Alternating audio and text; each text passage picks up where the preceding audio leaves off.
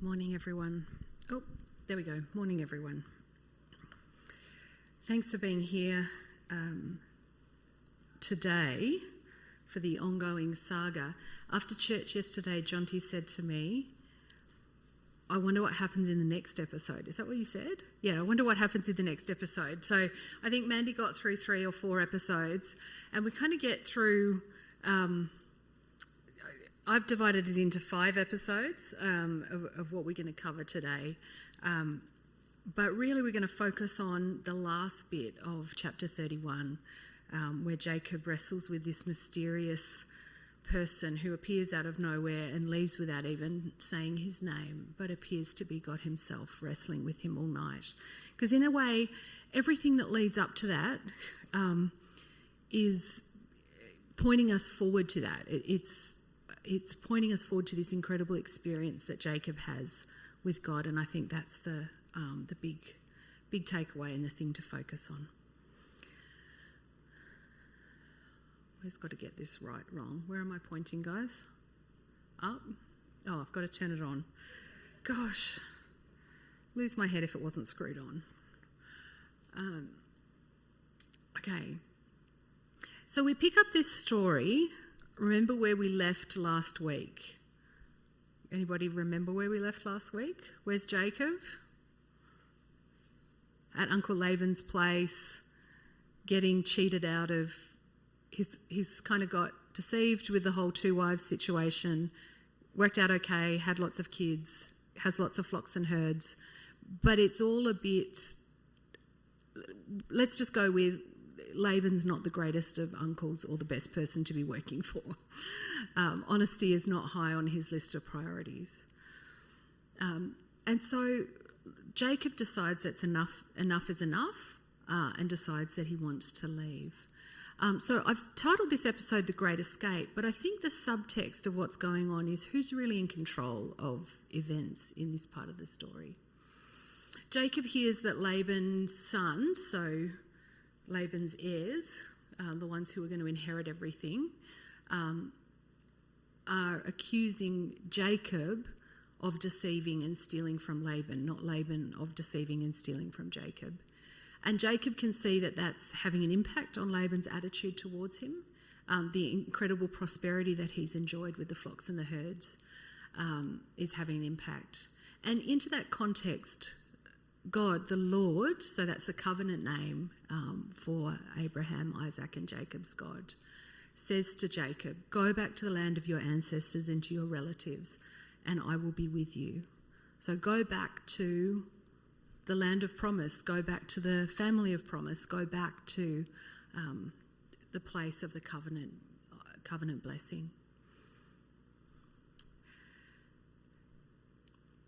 And Jacob thinks that's a fine idea, especially if God is going to be with him. It doesn't, to be free from Laban, to actually go out and be able to have his own, back to his family of origin, and to have his own independence would be a good thing. And he takes Leah and Rachel into his confidence.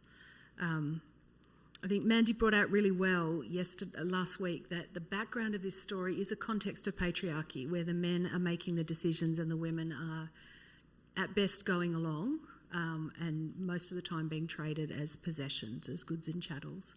But you can see that Jacob has regard for Rachel and Leah. I think there's a pragmatism to that. He's probably not going to be able to pull off the great escape without their knowledge or help. But he's also treating them with some kind of dignity and agency in that and getting them on board. But you can also see his mistrust of Laban. He doesn't have this conversation in the camp. He has it out in the middle of the field where the flocks and herds are grazing, because even tent walls might have ears. And he tells them what's going on. You're all aware. I'm sure Leah and Rachel are not at all surprised. I'm sure this is not news to them. But the relationship with Laban is soured. Jacob no longer has favour with Laban, but he does enjoy favour with God. My father's God has been with me, even though your father has cheated me and changed my wages 10 times, but God hasn't let him do any real harm to me. God has taken away your father's livestock, and given them to me. And in that context, he relates a dream he had. There was all the stuff in the previous chapter about, who's going to have the spotted and the speckled lambs and who's going to have the ones that are pure white or pure black. And Jacob's running around with branches and doing all the things. So that's what it looks like from a human side. And remember that the pure white or the pure black lambs are the ones that are highly prized. They're the ones who are considered, the most beautiful, the most, that gets picked up in the law later on.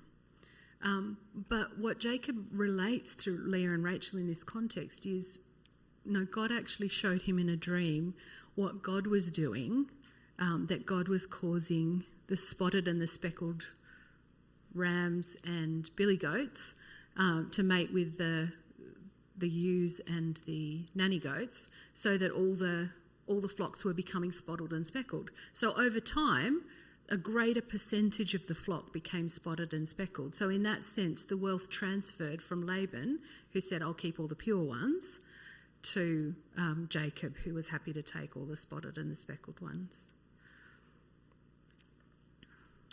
And Rachel and Leah's answer to Jacob is interesting.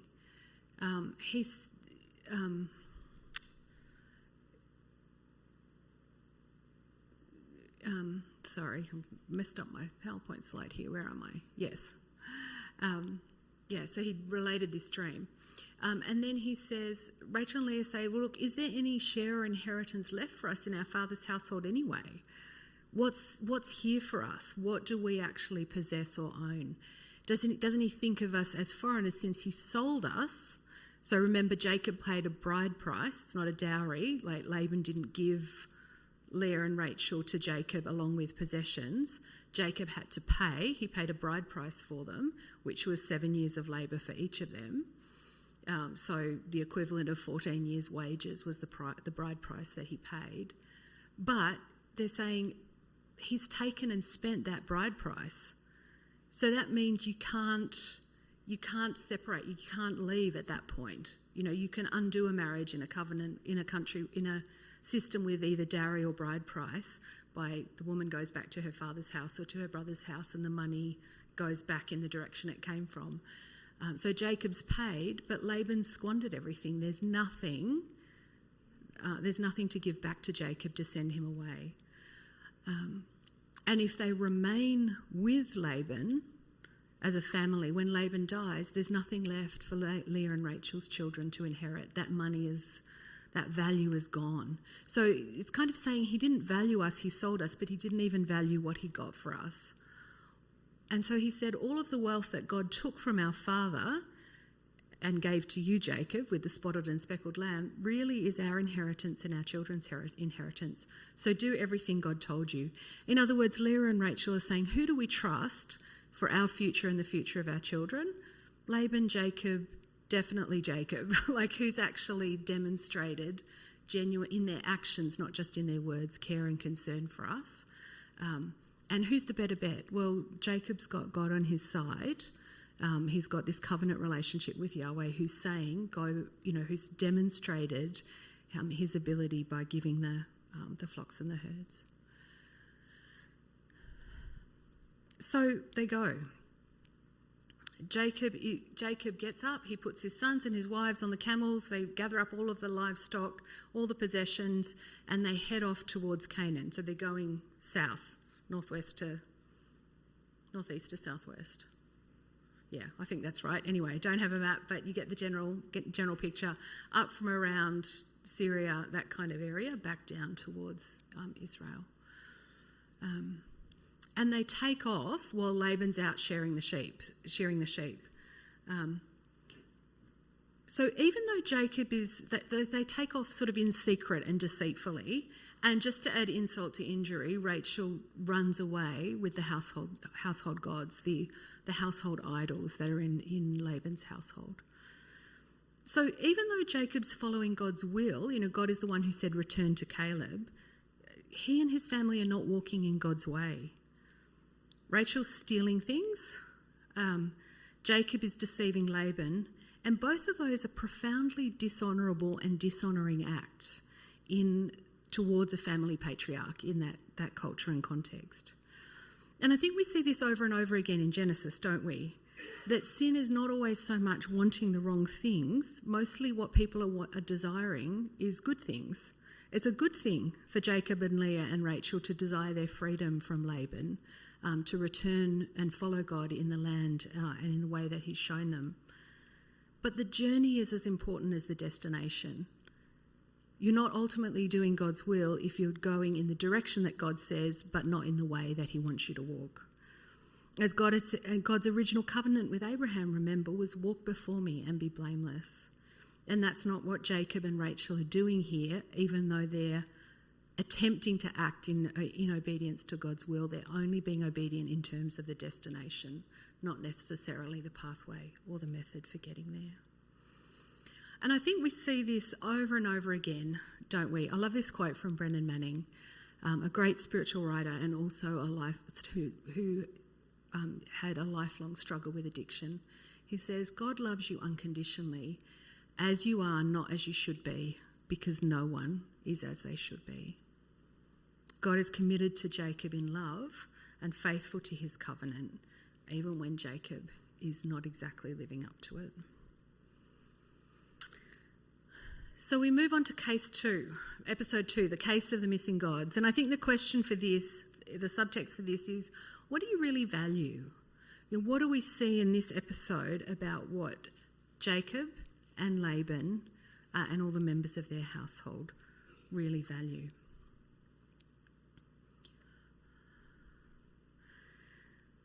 So they've taken off, remember, Laban's out shearing the sheep. Jacob, Leah, Rachel, camels, goats, sheep, cattle, goodness knows what, a big droving of flocks and herds. So it's not exactly a quiet getaway. But anyway, it takes Laban 3 days for messages to reach him that they've left. So Jacob has a 3-day head start. Laban takes his brothers. I don't know if this is Laban's brothers or Jacob's brothers, meaning Leah and Rachel's brothers, and chased Jacob for 7 days. So he's got a 3-day head start, plus 7 days. We're 10 days into the journey, so they've made it a fair way south, and they catch up with him in the mountains. And so the showdown's going to happen tomorrow. What's going to go on here. But that night, God appeared to Laban in a dream, and he said, be careful. Don't say anything hasty to Jacob one way or another. God is keeping his word. God is protecting Jacob. God is committed to Jacob in covenant love and faithful to Jacob, even when Jacob's not faithful to the covenant himself.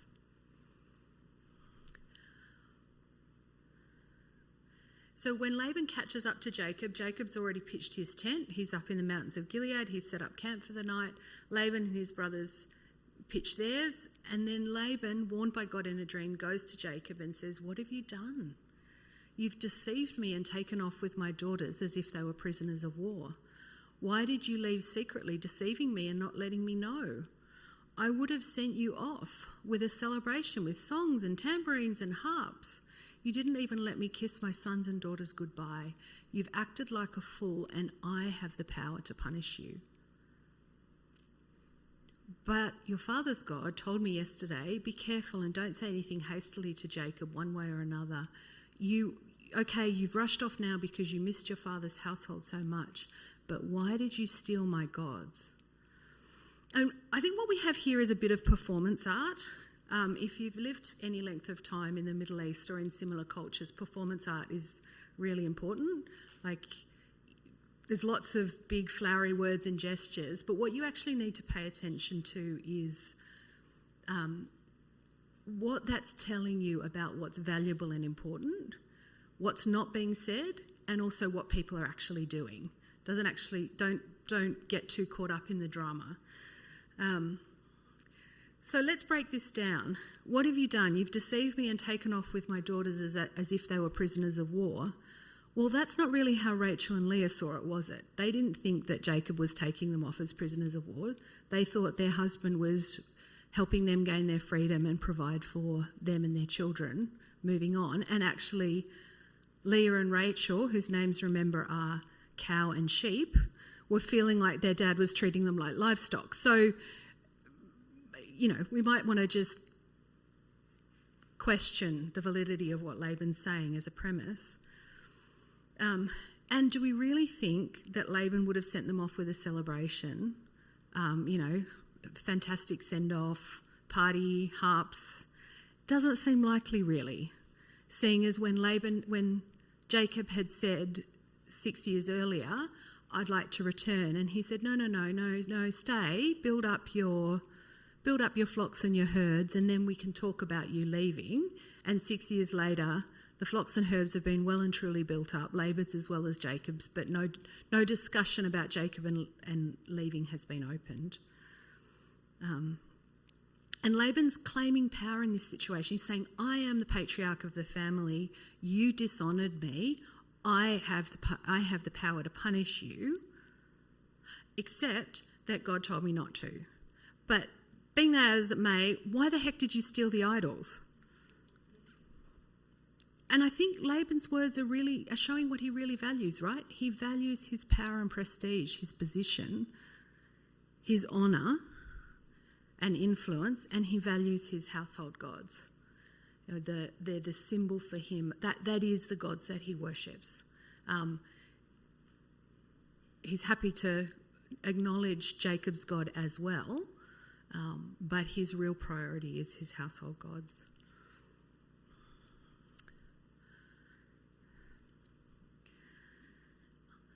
And Jacob responds to Laban. He says, look, I was afraid and convinced myself that you would take your daughters away from me. And then he makes one of these scary promises, like this happens quite often in Scripture, in the Old Testament. Whoever you find with your divine images won't live. Identify whatever I have that is yours in front of your brothers and take it. Footnote, Jacob didn't know that Rachel had stolen them, otherwise he probably wouldn't have said that. Laban went to Jacob's tent, into Leah's tent, into his two servants' tents, and he didn't find them, so he left Leah's tent and went into Rachel's tent. Now, if this is a movie, what's happening to the soundtrack at this point? Right? Dramatic music. Very dramatic music. And note how these divine images keep coming up, Why did you steal my household gods? Whoever you find with your divine images won't live. Rachel had taken the divine images, put them in the camel's saddlebag and sat on them. Laban felt around in the whole tent, but he couldn't find them. And Rachel said to her father, Sir, don't be angry with me, but I can't get up for you because I'm having my period. So she's saying, I'm ritually unclean. I can't even stand in your presence. Laban searched, but he couldn't find the divine images. Now this passage the whole thing seems really bizarre and strange to us. And I think it's a great example of why we need the whole church throughout history and across cultures to read the Bible together in order for us to understand what's going on. Because this sounds weird to us because, number one, we don't have household gods in visible form as very common in our cultures. And secondly, or not many of our cultures. And secondly, we don't have a concept of ritual impurity anymore. And I always read this passage, and I've always had it taught to me as an example that Rachel's stealing the household gods because Rachel was a worshipper of Laban's gods, not a worshipper of Abraham's gods. What's wrong with that picture is if you've lived any time in a culture that takes ritual uncleanness seriously, and I actually did, and I still didn't get it until I was reading a commentary written by somebody else from one of those cultures. Ritual uncleanliness is a big deal. If you live in a multi-generational household with one common bathroom facility, everybody knows when you're having your period, and it's public knowledge, and it's important that it's public knowledge because everybody needs to keep the household spiritually safe, which means dealing with the ritual uncleanliness that results. So I would do things like I would go to my neighbours, they'd be making sumalak, which is the big spring festival thing to do, and there was this one particular time where I went and they're like, do you want to take a stir of the sumalak? And I'm like, sure. And I go to stir the sumalak, and Granny from like the next neighbourhood over who doesn't know me kind of physically hauls herself between me. She's like, wait! And then she's like, are you on your period? Did you have the shower this morning after you had sex with your husband last night? Because if not, if I was ritually unclean, I would contaminate and it would be a bad batch. It's not actually clear whether Rachel's is ritually unclean or she's just saying she is so that she can stay sitting on the camels. But she has defiled the household gods by sitting on them, on her period or not. If you go travel in Asia, what do? You don't put your feet higher than the Buddha. You certainly don't put your bottom on the Buddha. And that's what she's doing. She's showing utter contempt for and defiling the household gods. And by extension, her father, they're his gods. And she's clearly not afraid of either, is she? She's not particularly concerned by what either Laban or his gods might do to her. It's a big poke in the eye for both of them. And I think, too many. I think what we're supposed to, and I just want you to bear that in mind, keep that in mind as we go forward. So we head into episode 3, which I've called the truce. And I think what's going on here is we're asking who are we really accountable to? Who keeps us honest? Where are the consequences for our behaviour going to be felt? So speaking of performance art, Jacob does his nana at this point. He lays out all his grievances. I've done nothing wrong. Now you've come after me. You've torn through all my possessions. You've tossed my house, basically. You haven't found any gods. What? And he goes on. He's like, this is all the years I worked for you and you didn't pay me. You changed my wages. Da, da, da. He says, if God, the God of my father, the God of Abraham and the awesome one of Isaac had not been with me, you'd no doubt have sent me away with nothing. God saw my harsh treatment and my hard work and he reprimanded you yesterday. So Jacob lays out his complaint and Jacob says, God sees what's going on, Yahweh sees what's going on and he is the one protecting me. And Laban responds and lays out his complaint. He says to Jacob, the daughters are my daughters, the children are my children, the flocks are my flocks, everything you see is mine. But he kind of belatedly realises I can't really go to war with you without harming my daughters and my grandchildren and my flocks that I say I value. So catch 22. There's really nothing to do about it. Let's make a treaty, you and me, and let something be our witness. All right? So you can see what's going on here. Jacob's position is, I haven't stolen from you. I've only taken what was rightfully mine. And what would I want with your stupid gods anyway? Mine is heaps better. That's basically Jacob's position. And Laban's position is, I really value my possessions. That's the daughters, the granddaughters, the livestock, it's all mine anyway. And you can see the subtext that's going on there. Clearly, Laban's long-term plan was that Jacob would remain in Laban's household.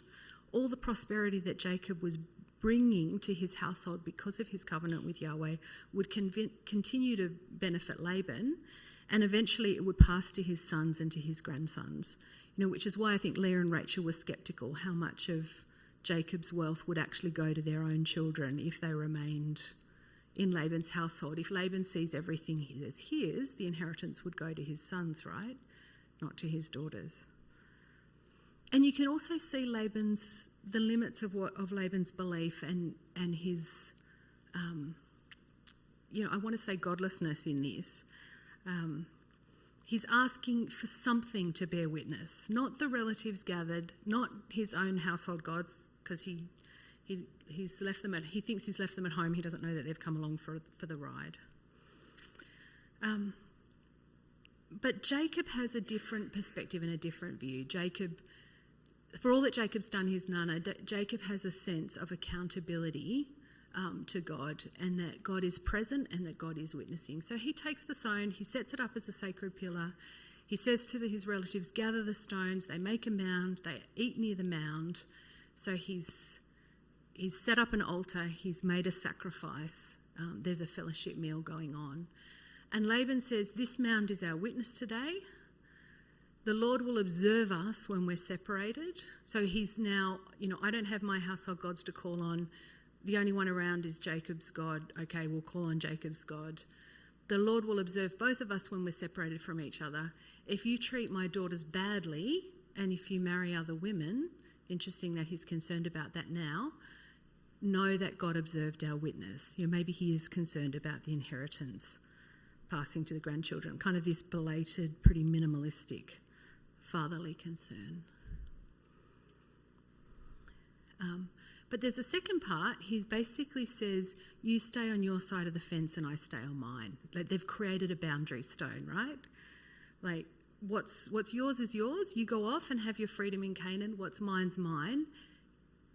Subtext, if you come back across the boundary stone, you're coming back under my household. And Laban says that they're making this vow, this covenant, in the presence of the God of Abraham and the God of Nahor. So Abraham is Jacob's grandfather, Nahor is Abraham's brother, Laban's great-grandfather. So back to the common ancestor, so he is making the vow in the name of the Lord, who he recognises as the God of his ancestors, just not the only God he worships. And you can see the difference in attitude with Jacob. Jacob gives his word in the name of the awesome one of his father Jacob. In a lot of translations, he says Jacob swears his oath to the fear of Isaac. This sense that God is mighty and awesome. God is not just a household God. He's the God of the whole universe. But nevertheless, it makes a truce. It makes some kind of treaty between them. And the next morning, Laban gets up and leaves. And I think what we're really seeing here is two different worldviews, two different understandings of who God is and how he's to be worshipped, which makes sense, right? This is the Bible. This is God's revelation of himself. This is God teaching us through show and tell who he is and what he's like. Laban worships many gods. He's happy to have Yahweh as one of the gods he worships, but Jacob is committed to worship of the one God. Laban has a view that gods are limited to certain places or people. They're his gods in his tent, in his household. That's why he can't swear an oath to them if they're not there, because they're confined to a particular territory or people. But Jacob's claim, and the claim of Scripture, is that God is everywhere, that the Lord God that Yahweh is everywhere. Laban's gods have specific powers. You have powers for agriculture, or powers for fertility, or powers for this, or powers for that. Jacob's claim is that his God is able to do anything, that he's able to know anything. And then I think really critically are these last parts. Jacob's claim is that, and the witness of the patriarchs of Abraham and Isaac and Jacob, is that God is consistent in his character. Although he's free, he's bound himself to his attributes and to his will. He won't violate his own character. And because of that, he can be trusted. And he's not hard to understand. He reveals what his will is. This is who I am. This is what I want you to do as a result. If you worship me, this is the terms of the covenant. It's not guesswork. It's not, well, if I do this, maybe it will work out well or it won't work out well, which is the way the surrounding nations work. You can see the transactional nature of the way Laban works. We do this and then this will result. Whereas Abraham, Isaac and Jacob are called to be in relationship with God. And yes, there's some limits or some conditions on that. Conditions is the wrong word. There's some boundaries on that relationship of what's okay and not okay within that relationship. But it's not transactional. It's not you scratch my back and I'll scratch yours. God is committed to them, as we've already seen, even when they're not actually holding up their ends of the covenant. And Laban's able to represent his gods in some kind of physical form that Rachel could steal, or they're represented in the features of the landscape. But the God of Abraham, Isaac and Jacob cannot be represented. Why? Because he already chose his representation by putting his image into the people who bear his name, by creating people to bear his name in his image. And I want you to hold that distinction between paganism and monotheism in your mind as we go into the heart of the story. Oops, this should be episode 4. Asking for peace. And I think the subtext to this is, where will I find security? Genesis 32 starts, Jacob sends messengers ahead of him to his brother Esau. So he's made some kind of treaty or truce with Laban. So he's got Laban behind him. Now he's heading forward towards Esau. And he sends messages ahead. He says, say this to my master Esau. So he's showing honour in the way that he addresses Esau. This is the message of your servant Jacob. I've lived as an immigrant with Laban where I've stayed till now. I own cattle and donkeys and flocks and men servants and women servants. And I'm sending this message to my master now to ask that he be kind. So he's suing for peace, right? That's what he's asking for. And the messengers come back to Jacob and they say, we went out to your brother Esau and he's coming to meet you with 400 men. And Jacob was terrified and he felt trapped. Unsurprisingly, I can't go back across the boundary stone I just sent up with Jacob, because that would be back to slavery, back to coming under Laban. But can I go forward to meet my brother, who has every reason to be angry with me, and possible death? Remember, Esau's a hunter, Jacob's a farmer. And Esau's coming with hundreds of sheep and cows and goats, and Esau's coming with 400 men. Esau's coming as a warlord, as the leader of... He's coming with the wealth he has, which is as a leader of men. But there's a hint in the story that Jacob's anxiety is completely unnecessary. And you don't see it clearly in all of the English translations, so I've made it a bit obvious. The story actually starts back 31:1 and 2. It says, Jacob went on his way and God's messengers approached him. Now, your translation might say angels, but I've put messengers there because that's literally what we translate as angels. It says God's messengers, and there's a lot of messengers flying around in this passage. So I think just hearing the resonance. God's messengers approached him, and when Jacob saw them, Jacob recognised them as God's messengers. He went, oh, this is God's camp. And so he named that sacred place 2 camps. There are 2 camps here, the human world and human camp and the divine camp. God is here with me, in other words. Then, later on, Jacob's terrified and he feels trapped, so he divides the people and the flocks and the cattle and the camel into 2 camps. He thought, if Esau meets the first camp and attacks it, at least the other camp can bravely run away, right? So he's divided it into 2 camps as a defensive strategy. And then when Jacob actually prays and asks God to intervene, he calls on the covenant promises of God and he says, Lord, Yahweh, God of my father Abraham, God of my father Isaac, I don't deserve how loyal and truthful you've been to your servant. I went away across the Jordan with my staff, but now I've become 2 camps. Okay? So there's a really strong hint there, isn't it? To say, hang on a minute, Jacob. Firstly, you just recognise that God is in this place and he's here with you. Secondly, the 2 camps that you've just been able to divide your people into is an evidence of his abundant blessing, that he has been with you and he has protected and provided for you. You just escaped from Laban a few minutes ago, or at least a couple of days ago. So you're probably getting all worked up about nothing. Like, don't stress about the 400. Yes, 400 men is a lot, but keep your eyes open to who's here. Keep your eyes on the other camp. So Jacob prays. He asks God. I said here he calls on you can see he's calling on the covenant promises of God.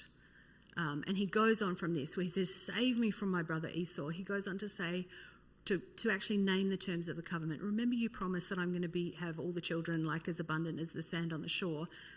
Subtext, that's going to be hard if we're all dead, right? So he's calling on the covenant, saying, you made a promise to me, God, like keep your promise to me, save me from my brother Esau. But he also gets up the next morning and he plots, or he plans. He prays and then he plans. Not saying that those two are in opposition to each other. I think that's the way that's the way life is, right? We need to plan. We need to pray and commit ourselves to God. We also need to follow through and work with what we have. So he sets aside these gifts for his brother. Now, these are big gifts, right? 200 female goats is a lot of goats, 20 male goats. So it's 220 goats, but he's given, the female goats are worth far more than the male goats, right? So he's given a great wealth, 200 ewes and 20 rams. So basically he's giving not just the goats and the sheep for now, but abundance, because they will be able to reproduce. He's given 30 nursing camels with their young, 40 cows and 10 bulls, 20 female donkeys, 10 male donkeys. And he separated them to his servants and he said, go and put some distance between the herds.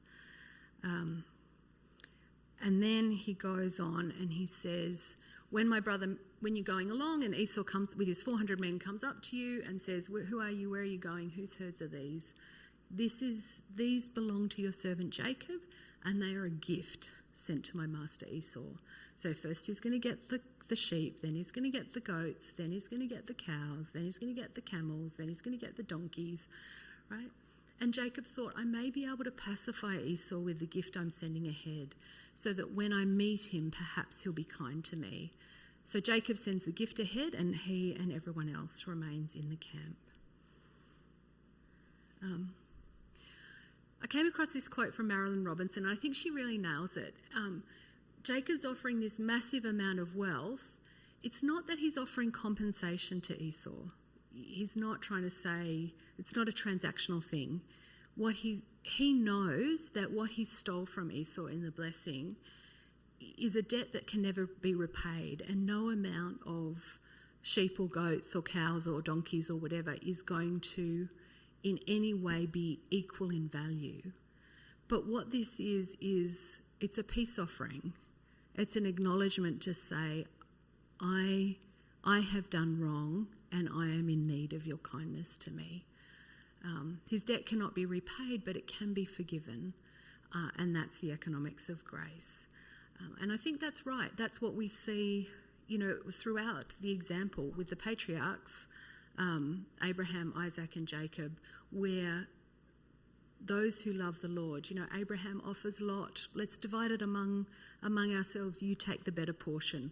There's this lineage of kindness and grace, and that's what Jacob is calling on his brother to give him. But it's still uncertain, isn't it? What's going to happen? We don't know. What's going to happen tomorrow when they actually meet up with Esau? And so we go into this last episode, which I've titled Wrestling with a Stranger. And I think the question here is, what is the blessing going to be? What's actually going to happen in the end? Jacob apparently can't sleep, understandably. Sent all the flocks and herds ahead. He stayed back with his family. He's not sure what's going to happen tomorrow. And it says he got up in the middle of the night and he took his family across the river. So he stays on one side of the river. He puts his wives and children, and he spends the night wrestling with this mysterious man who emerges out of nowhere. And it's like this ultimate MMA match that goes on all night, like it doesn't end. And Jacob doesn't win. He doesn't defeat the guy, but he doesn't exactly lose either, because the other guy can't walk away. He's still got hold of him. He may be down, but he's not let the other guy go.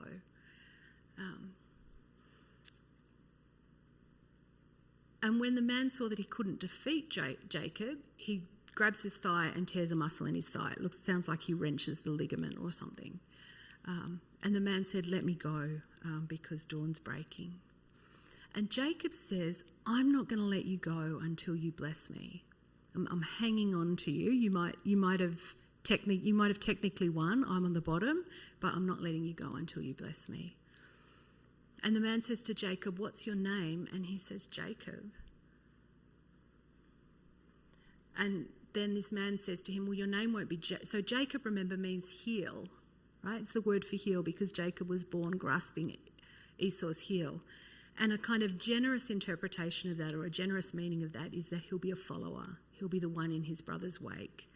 A less generous interpretation of that is he's a usurper or a supplanter.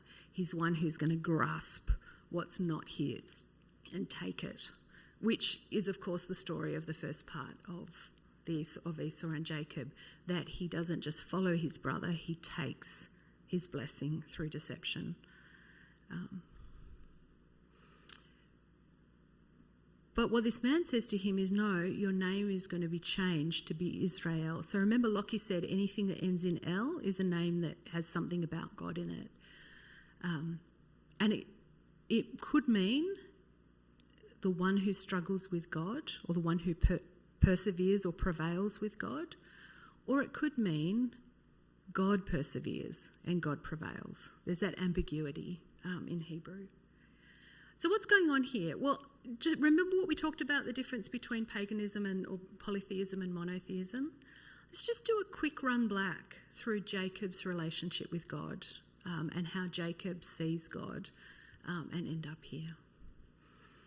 Remember when Jacob left, Rebecca said, "Go to Laban's house," and he left, and he had this vision where he saw the angels going up and down, and then God himself appeared on the top of the ladder, and he made a covenant promise, exactly repeating the covenant with Abraham and Isaac.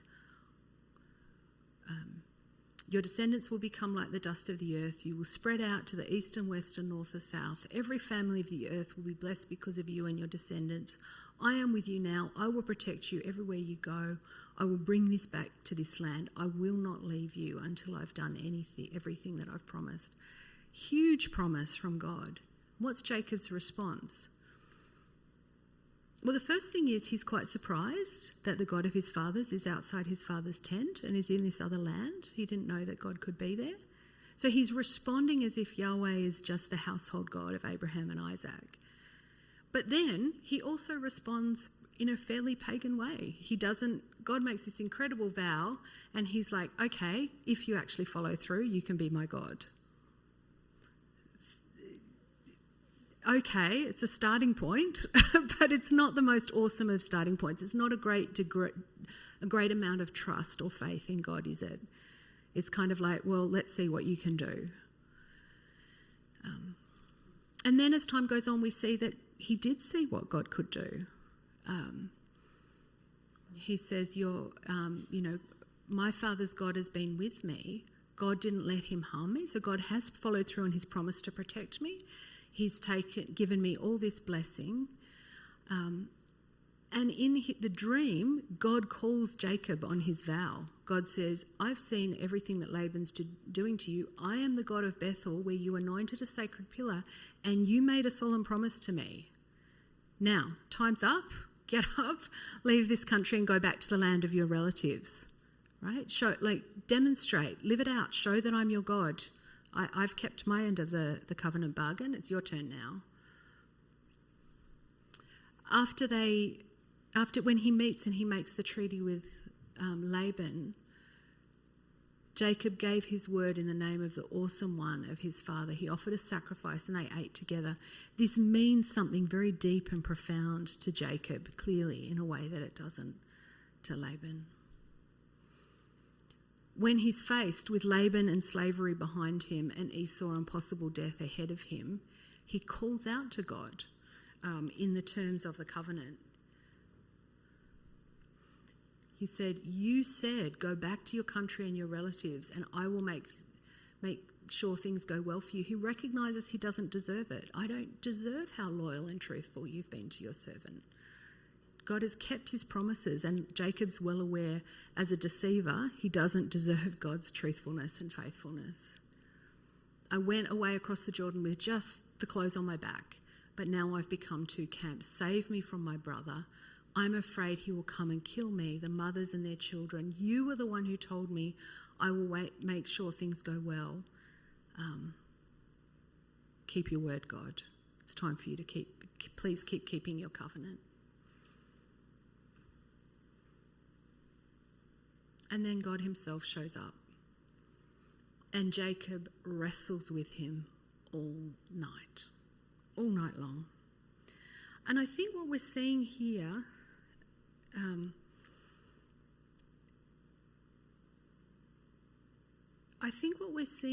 is the sense that Jacob prevails in that he doesn't let go. He doesn't just ask God. He doesn't just say, please save me from my brother. He's wrestling with God. He's desperately crying out for this all night long. Like, hang on. And I think Jacob's prevailing in the sense that he doesn't let go. It's very clear it's not an even match. When dawn comes, the mysterious man ends it decisively. But even then, Jacob still doesn't let go. He wants this stranger to bless him. And isn't that a change? He's not asking anymore for safety or rescue or salvation. He's willing to receive the blessing, whatever shape it takes, saying, I won't let you go until you bless me.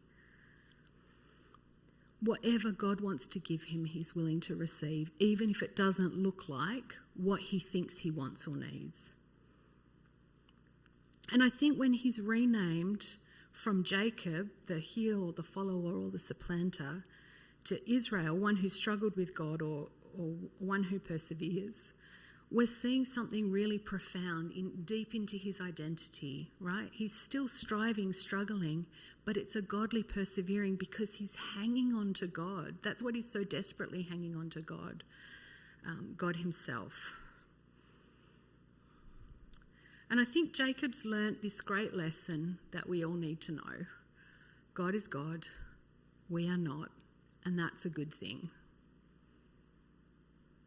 It wouldn't be a great world to live in, would it, if Laban or even Jacob were God or us. But so I think Jacob's come to this new realisation, this place of submitting to God and his will out of trust because he finally understands who God is. But there's this other thing that goes on. Jacob says, tell me your name. It's like he's kind of not sure. Like, I think I'm wrestling with God, but I'm not really sure. Tell me your name. And the man says, why are you asking for my name? Which I think is kind of a bit of a rhetorical question, like, you know who I am. And he blessed Jacob.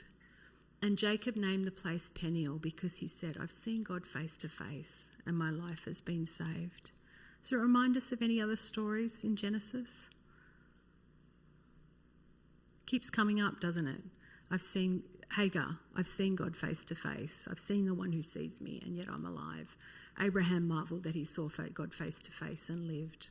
Jacob marvelled that he saw the angels going up and down.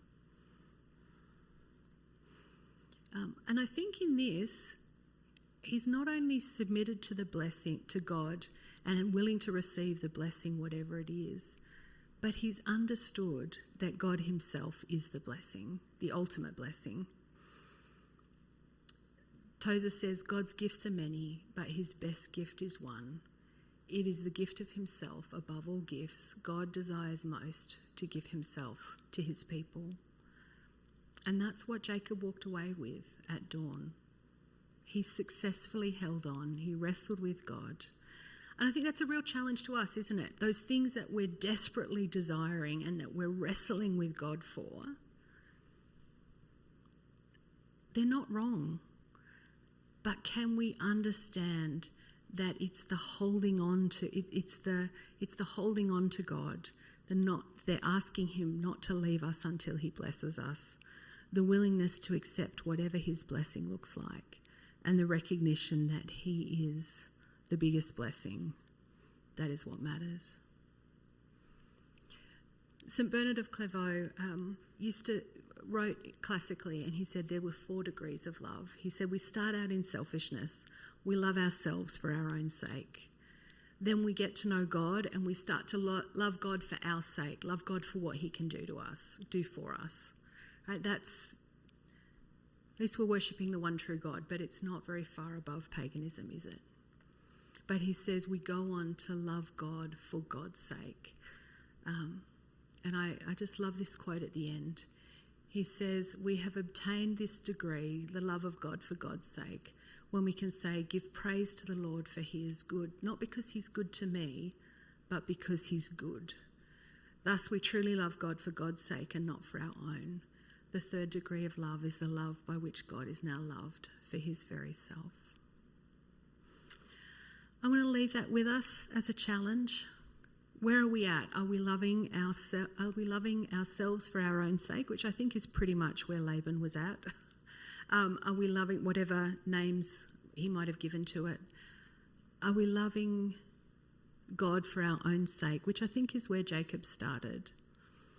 Or can we go through that wrestling with God, hanging on tightly, not letting him go till he blesses us, to that point where we love him because he is the blessing? He is good. I think that's a challenge Jacob leaves with us today.